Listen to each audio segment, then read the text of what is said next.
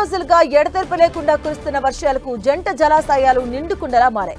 దీంతో గేట్లు ఎత్తడం, హుస్సేన్ సాగర్ నుంచి నీటిని వదలడంతో మూసీ మహా ఉగ్రరూపం దాల్చింది. ఇక మూసీ పరివాహక కాలనీలను ముంచెత్తుతూ ఉధృతంగా ప్రవహిస్తూ ఉంది. మూసీ పరివాహక కాలనీలపై చాదర్ఘట్లోని ముసాసాగర్, అలాగే పాత మలక్పేటలోని శంకర్ నగర్ కాలనీలోకి నడుములోతు వరద నీరు చేరడంతో ఇండ్లన్నీ జల దిగ్బంధంలో చిక్కుకుపోయాయి.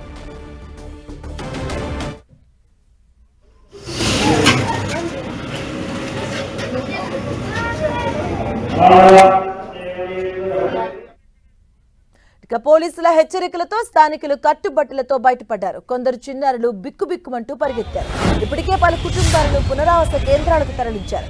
ఇక ఈ కాలనీలోకి ప్రజలు ఎవరూ రాకుండా పోలీసులు బారికేట్లను ఏర్పాటు చేశారు. పోలీసులు, సహాయ సిబ్బంది ముంపు బాధితులను సురక్షిత ప్రాంతాలకు తరలిస్తున్నారు. ఇప్పటి వరకు లోతట్టు ప్రాంతాల్లో నివసిస్తున్న 1000 మందికి పైగా ప్రజలను తాత్కాలిక పునరావాస కేంద్రాలకు తరలించారు. క్షేత్రస్థాయిలో పరిస్థితిపై ఎప్పటికప్పుడు అధికారులతో సమీక్షిస్తున్నారు.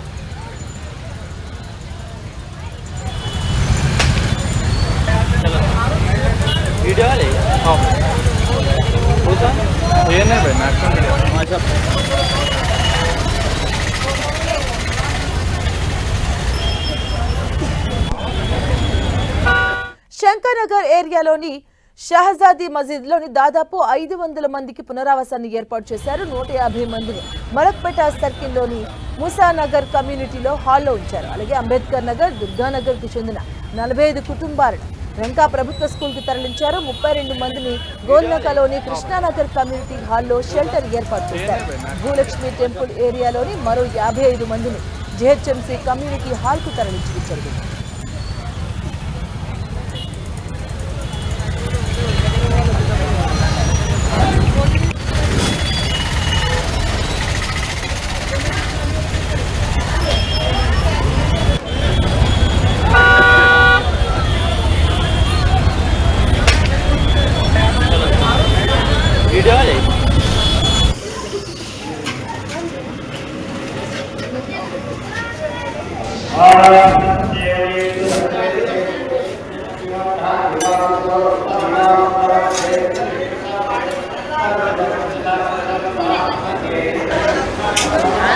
कौन